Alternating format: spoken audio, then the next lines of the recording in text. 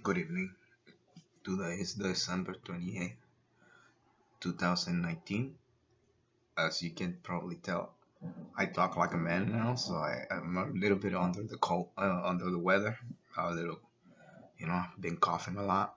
Couldn't sleep last night because I left work late and then woke up early. Didn't actually wake up because I didn't actually sleep. So I'm tired, but I tried to sleep a little more after I got home, but I couldn't. I just rested. Hopefully, I can sleep tonight. But I have some medicine there, so to probably make me sleep a little better. So, but okay, I saw a posting that a friend uh, did in a group, and it synchronistically had something to do with my the last video that I made, and it was in Spanish. And it was because there was this. I'm always asking people around in order to try to get some feedback and so, be a kind of a conversation started to bring some points or to make my points of my different opinions about different things. My faith, why not? Which if I did think it was right, I wouldn't share it, or I would not be encouraging others to learn about it. So what the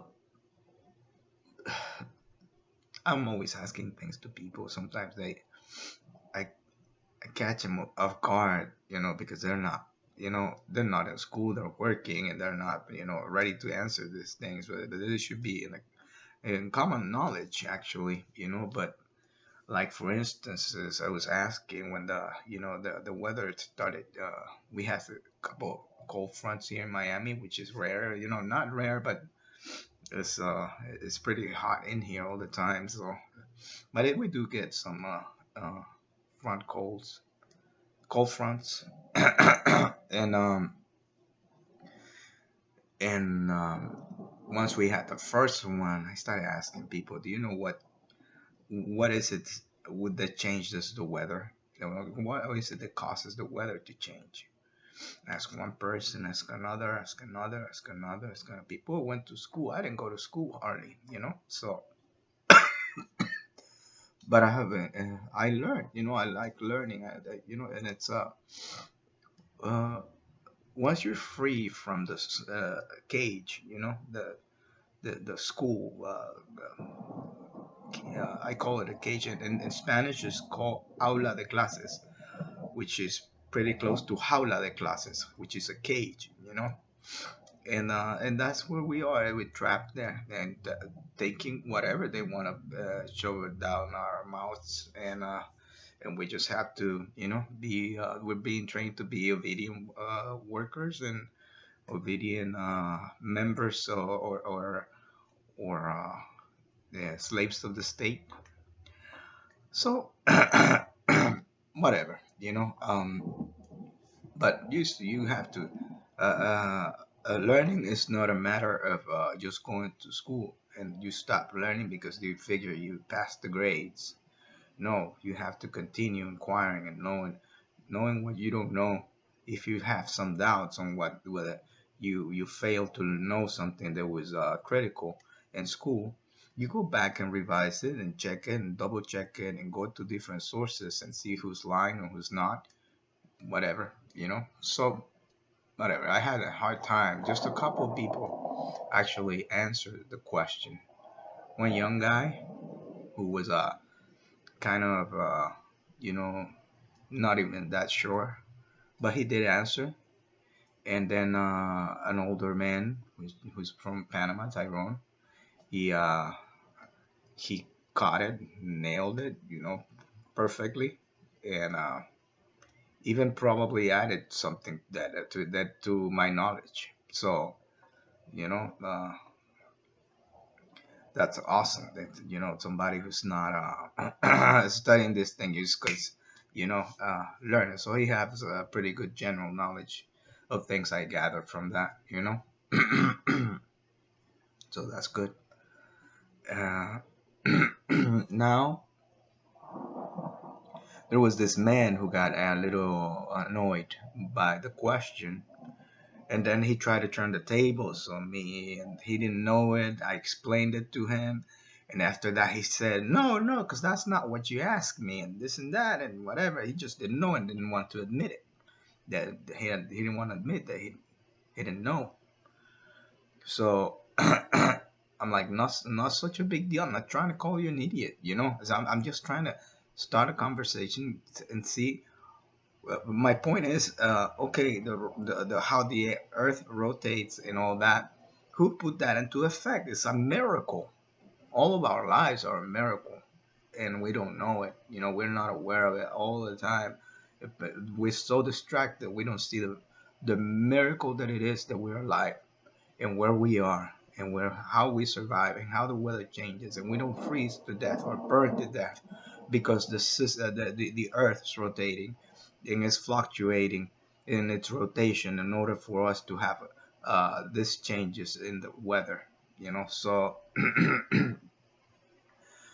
and I failed to get something here because I okay then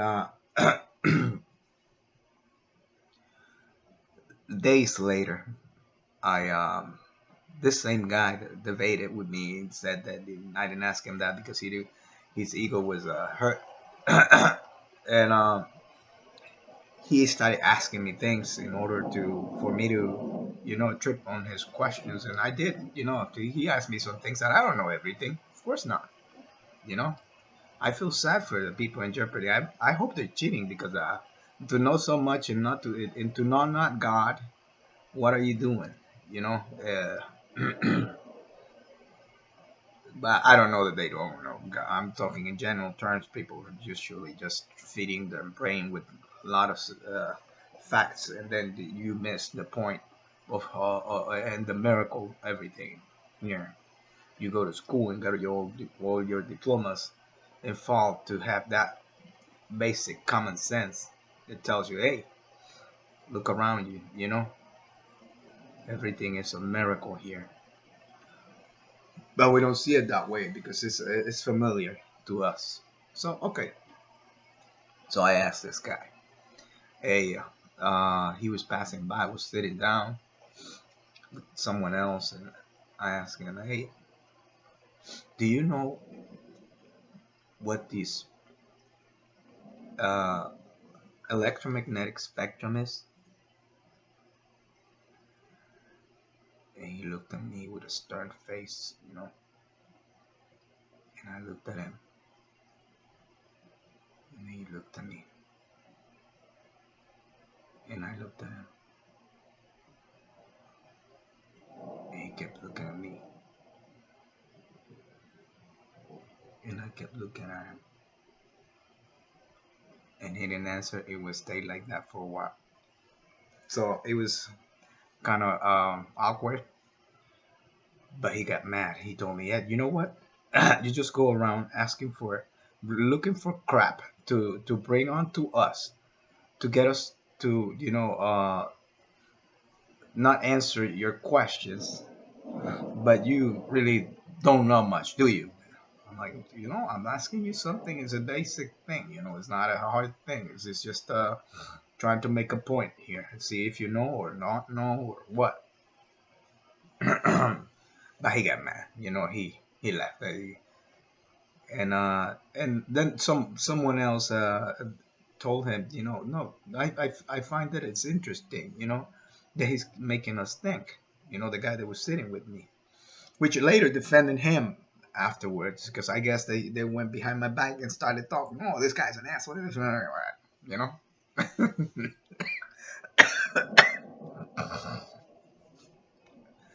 But I hope I'm not coming across that way because that's not my intent. So whatever.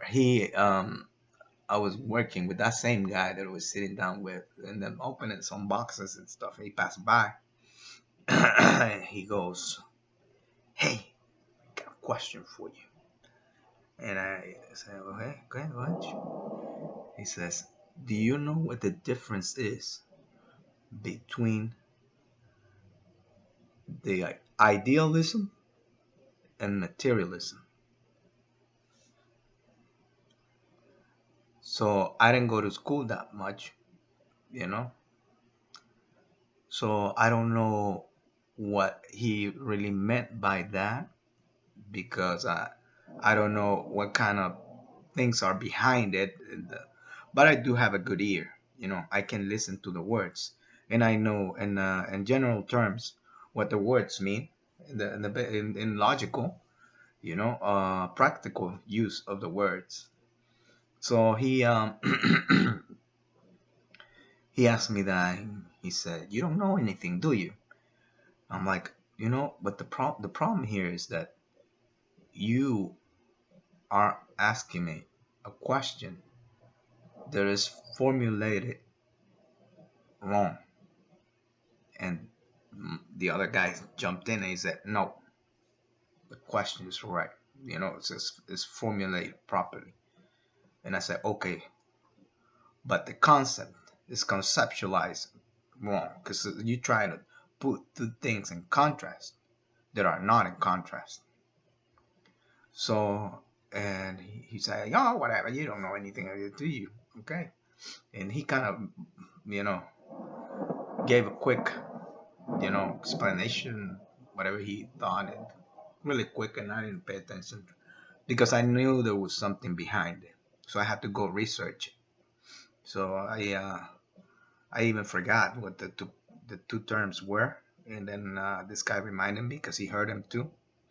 He's from Peru. The other guy is the first guy is Cuban.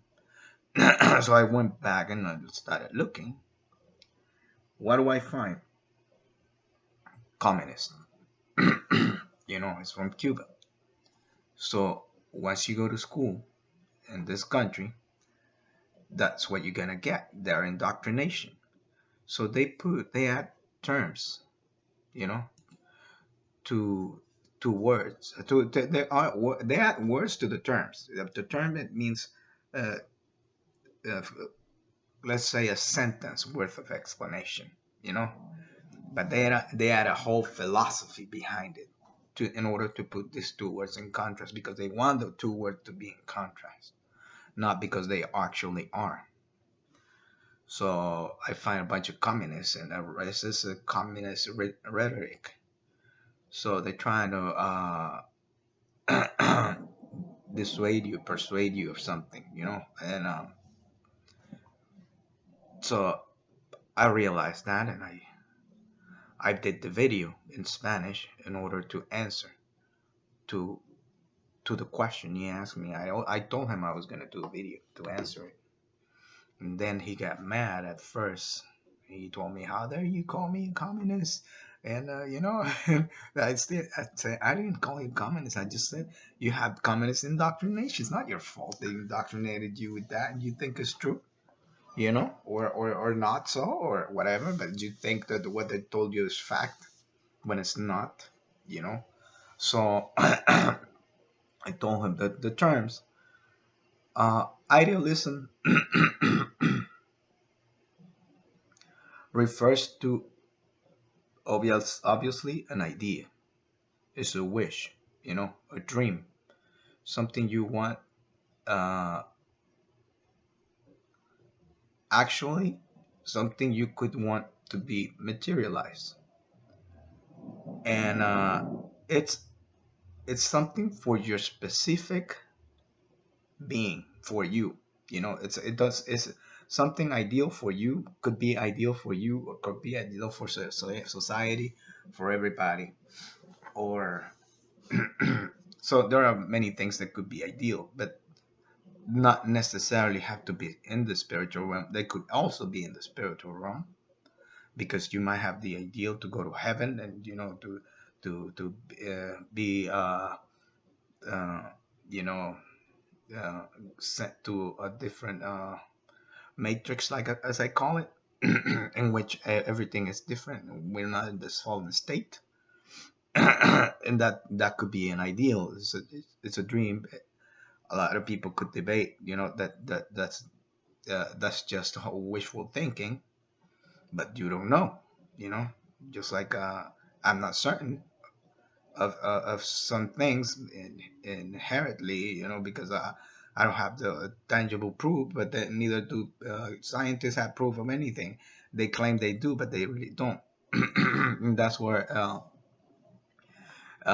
we both have religions. They just claim they're not. They claim it's science when it's not. You can't prove all the stuff they do. The carbon dating and all that dating they do. You can't prove the circumstance and the environment, the conditions of the environment were the same conditions that we have now. So therefore, you cannot. Listen to Ken Hovind.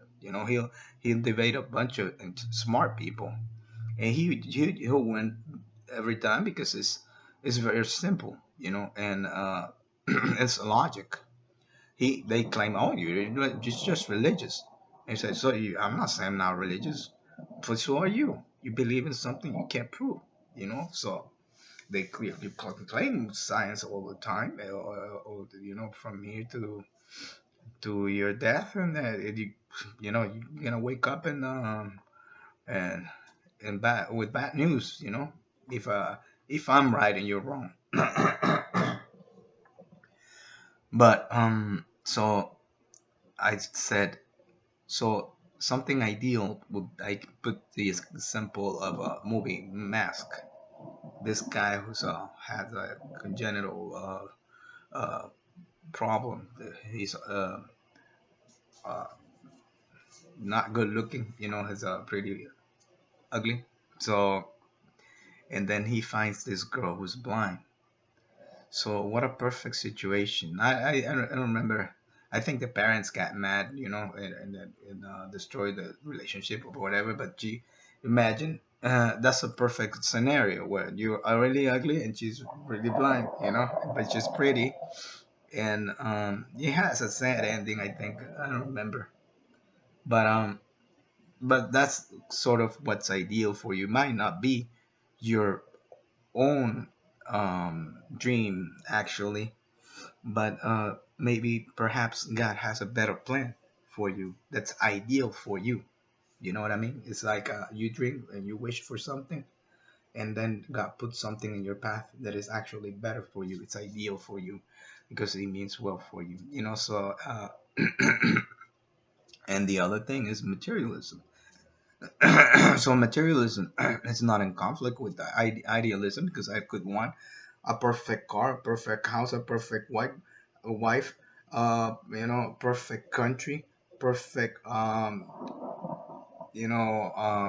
society, and then I guess the communists do that in order for you to not ambition things that so that you think those things are in the ether. No, nothing is tangible that you can dream of, or have a expectations of in this life. So they control you, the material and the practical and whatever. So, but they're not in conflict. And the materialism could be in conflict with spiritualism. Could be, but not necessarily either, because we have physical bodies, So we pray to our body. It's like what I was talking about, the electromagnetic spectrum. It's everything that we don't see, radio stations, TV stations, internet, telephone numbers, everything, microwaves, X-ray, whatever you call it, is out there. So we only see the visible lights, spectrum. That's all we see. That's all we can perceive. So it's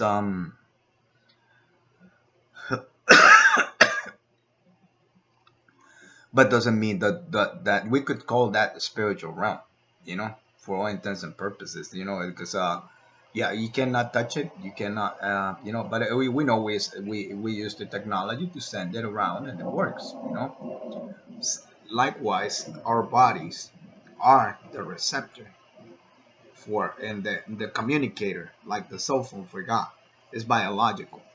We have our brains, our minds, and we can communicate. We have a living spirit inside of us. Believe it or not, you can tap into these things if you want. That's probably the stuff that this guy posted. People that try to go into dark things, and that's dangerous because, like for instance, as I put my video playing with the Ouija board, that's dangerous. I should have never done that.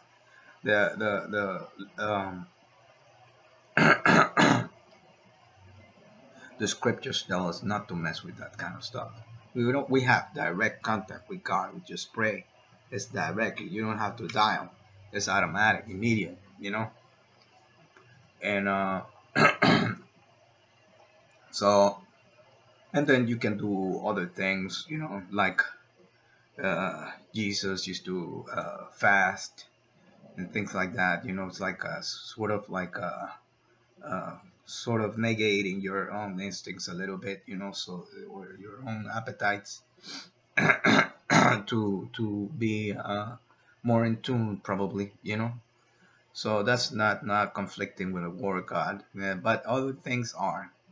Like messing with that kind of stuff, like with people, the Buddhists and all that play with stones and not even the cross that I showed, the cross with the matrix and all that.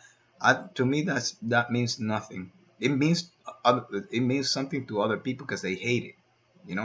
Like the people that are of other religions, they think like, oh, that's your symbols. That's not my symbol. Like I saw the Pope the other day and the and the mosque, that they had, because they were playing in my sister's house. Not because I watched that kind of stuff, but we ended up watching it, and then I see the Pope kissing this little supposed to be Jesus baby, and going there kneeling down. That's just a you know piece of pottery. Why are you kissing that thing? That's not Jesus. We have the word, the he's the verb, that what he said, what we have to follow. Don't go and kissing idols, and touching them or wearing them or whatever. And I don't believe in no material things to give me any kind of power, over uh, this earth. And if they do, it's through evil means. So if you go and tap into that, you probably have um, uh, negative consequences ultimately. So that's it. So the spiritual is not conflicting. But materialism is kind of opposite because you cannot touch it, but still is complementary also. And when it comes to idealism, it's just ideas and dreams and hopes, and which could be physical or not.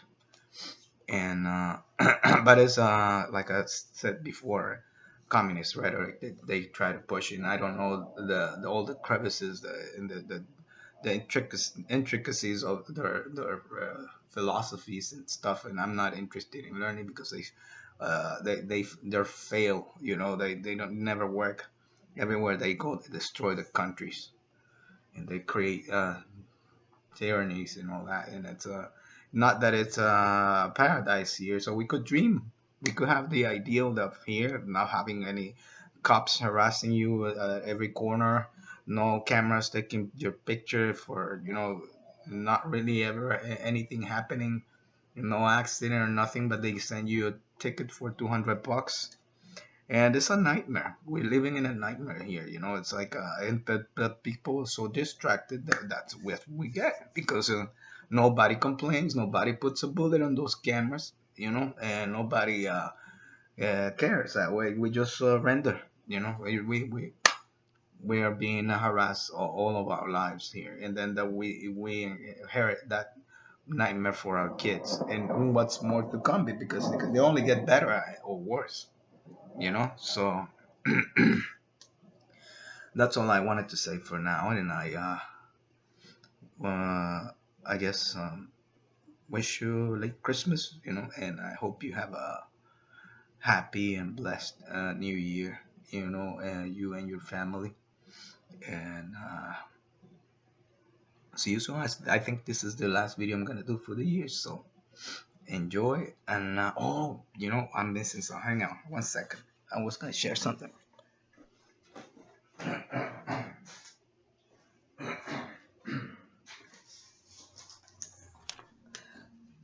Okay, we in Nicaragua, it's a country. We love poetry. It's like we're famous for that. I don't have that in my glasses now, but I hope I can see. I translated this poem. This poem is from one of the most important. I don't want to say the most, but he is, the most important poet of Spanish literature. They call him the Prince of Castilian letters, the Prince of Spanish letters.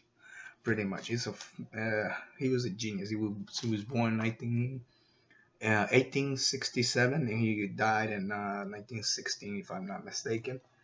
So he didn't live long, but he left a wonderful uh, master work, masterful work, and that he's a symbol of national pride, which we shouldn't be proud of anything.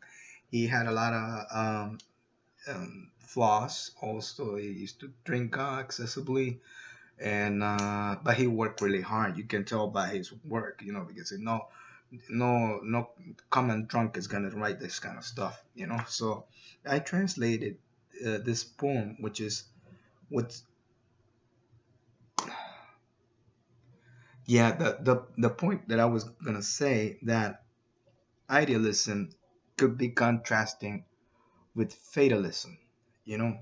What so it's not contrasting with materialism, but it could contrast with fatalism, which is you have a bleak and negative uh, expectance expectancies of what's coming ahead. For you, everything is negative.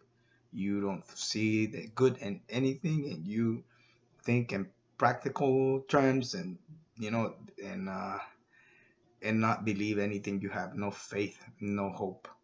So I guess he has some uh, issues in his life, some a couple of kids that died and all that. So and breakups and who knows, sad things, So who knows what he was going through when he wrote this. So, but it's good. It rhymes in Spanish. It doesn't rhyme the way I translate it because it's not supposed to. It kind of does at some point here, but it's not. It's just by accident. And uh, and here it is. Okay, so it's called the fatal. Also could be translated to that which is fatal. Because it's lo fatal. Lo fatal, the fatal, or lo fatal, that which is fatal. Glad is the tree, for its for it's barely sensitive, and more so the heart stone, for it just doesn't feel. For there's no greater pain than the pain to be alive, nor heavier burden than a life of awareness. The word used there is conscious, but it doesn't translate as well as awareness here. To be and to know nothing, and to be in an uncertain path, and the fear of the have been, and a future terror, and the certain horror to be dead tomorrow, and to suffer for the life, and for the shadow, and for that for which we know not and barely suspect. and the flesh that tempts us with its fresh bunches, and the grave that awaits us with its mournful bouquets, and to not where we're going or where we came from. I suck at reading. I can't see that well. Yeah, even I print pretty, big. Can't see. Still, my eyes are in trouble. You wonder why I don't have glasses, man. Okay, in the car. Okay, God bless you. Have a good night. Uh, if you want me to read it again, I'll read it again. Let me know in the comments. Thank you. Just a poem. Good night. Bless you.